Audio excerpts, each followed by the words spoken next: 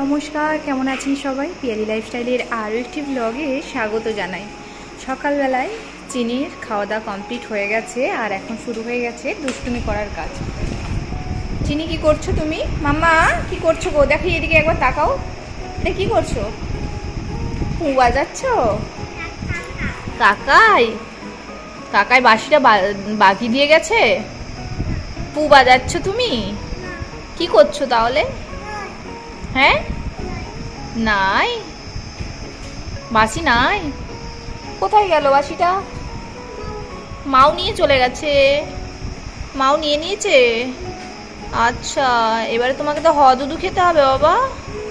ও, এই যে বই চারদিকে ছড়িয়ে ছিটিয়ে রেখেছে।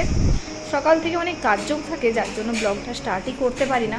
এদিকে ভাতটা বসিয়ে দিয়েছি আর এদিকে আমার চিনির জন্য আলু ভাজা আর পুঁতরি ভাজা ভেজে নিয়েছি।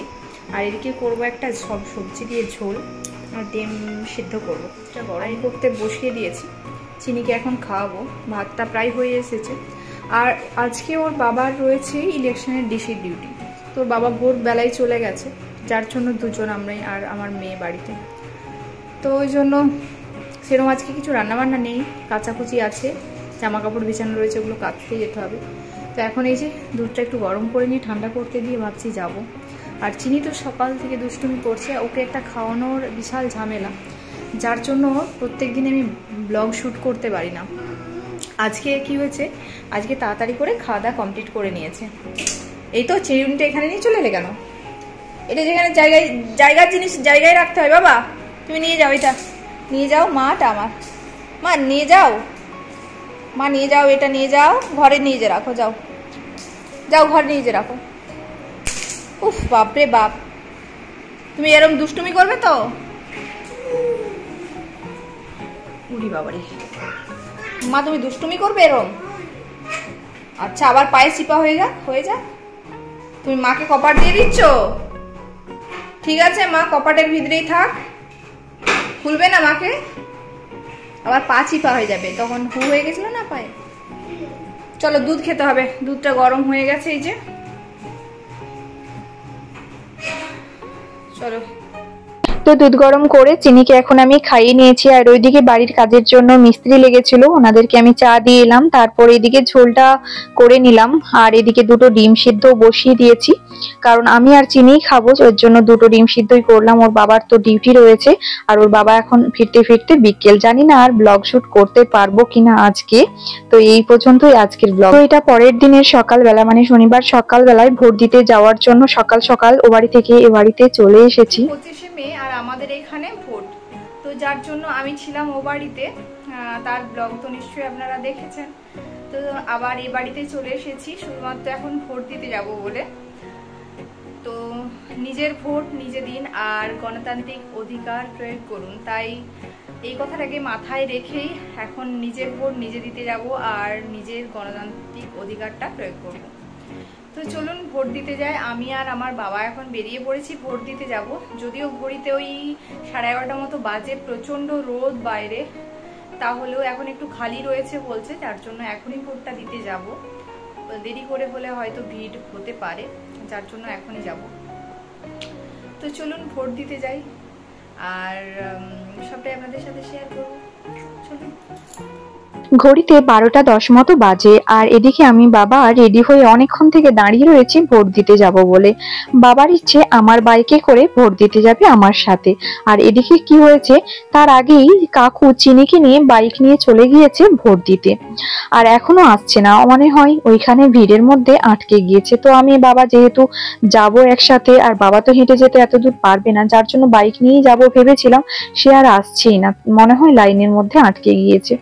ওই জন্য অনেকক্ষণ থেকে ওয়েট করছি। আর আমি বাবার সমস্ত রেডি হয়ে দাঁড়িয়েছে। প্রচন্ড যেহেতু গরম, সেই জন্য খুব অস্বস্তিও লাগছে। এদিকে বাবার কাছ থেকে ভোটার স্লিপ গুলো নেওয়া হয়েছিল না, যার জন্য ভোটার স্লিপ গুলো এখন নিয়ে নিচ্ছি। তো তারপর ভাবছি যে একটা কাকুকে ডেকে চলে যাব। ওই একজন কাকুকে ডাকলাম। তো ডাকার পর কাকুকে নিয়ে ভোট দিতে যাচ্ছি বাইকে করে। আমার বাইকটা যেহেতু কাকু নিয়ে গেছিল। তো এখন ভোট টোট দিয়ে চলে এসেছি। আর ওইখানে তো সিআরপিএফ ছিল, ক্যামেরা এলাও ছিল না, যার জন্য ফোনে আর আমি সেসব কিছু ক্যামেরা বন্দি করতে পারিনি। আর সাথে চিনি আমার সাথেও ভোট দিতে গিয়েছিল, ওইখানে কাকুর সাথে গিয়ে আটকে গিয়েছিল। বাবা যেহেতু অসুস্থ, যার জন্য বাবাকে আমাকে সাথে সাথেই ছেড়ে দিয়েছে। তো আমরা ভোট সাথে সাথেই ভোট দিয়েছি এবং বাড়িও চলে এসেছি। আর চিনিও আমাদের সাথে চলে এসেছে। এই যে নিজের ভোট নিজে দিয়েছি আর গণতান্ত্রিক অধিকার প্রয়োগ করেছি। আমাদের এই ভারতবর্ষে আমার আমার মনে হয় সবারই নিজের ভোট নিজে দিয়ে গণতান্ত্রিক অধিকার প্রয়োগ করা উচিত। তো সব জায়গায় তো সব ক্ষেত্রে সবকিছু সমান হয় না, আমাদের এখানে কোনো অসুবিধা হয় না, সবাই নিজের ভোটটা নিজেই দিতে পারে, কেউ কাউকে প্রেসার ক্রিয়েট করে না।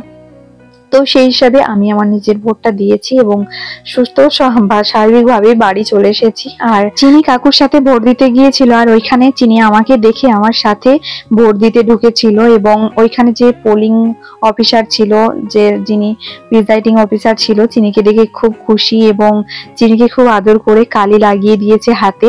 চলুন চিনি ভোট দিয়ে কতটা খুশি হয়েছে আর হাতে কালি লেগিয়ে কতটা খুশি হয়েছে একবার আপনারা নিজের চোখে দেখে নিন। চিনি মাম্মাম কোথায় কালি লাগিয়েছো দেখাও তো, বলতেই যে হাতটা বাড়িয়ে দিচ্ছে কালি কোথায় লাগিয়েছে। ভোট দিয়ে সে ভীষণ খুশি, এসেই দুষ্টুমি শুরু করে দিয়েছে বাড়িতে। আর ওই যে মাসিমণি আছে এখনো ভোট দিতে যায়নি, আমি বলছি যে মাসিমণির সাথে ভোট দিতে যাবে, না যাব না, ভোট দিয়ে এসছি, হাতটা দেখাচ্ছে। আর এদিকে এসে দুষ্টুমি করছে আর কেমন করে ভোট দিয়েছে বলছে ঢাই করে ভোট দিয়ে দিয়েছি। তো যাই হোক, আজকের ব্লগটা আপনাদের কেমন লাগলো অবশ্যই কিন্তু কমেন্ট করে জানাতে ভুলবেন না। ভালো লাগলে একটা লাইক দিয়ে দেবেন, আর নতুন বন্ধুরা অবশ্যই আমার চ্যানেলটিকে সাবস্ক্রাইব করে পাশে থাকবেন, সাথে কিন্তু বেল বাটনটি বাজিয়ে দিবেন যাতে করে ভিডিওর নোটিফিকেশন আপনারা পেয়ে যান। আমার নতুন যারা বন্ধু বা পুরাতন বন্ধু আছেন তারা অবশ্যই আমার ভিডিও দেখে আমাকে সাপোর্ট করবেন, পাশে থাকবেন, কারণ ভিউজ একদমই হচ্ছে না কেন জানি না। যাই হোক, সবাই ভালো থাকবেন, সুস্থ থাকবেন, দেখা হবে খুব তাড়াতাড়ি।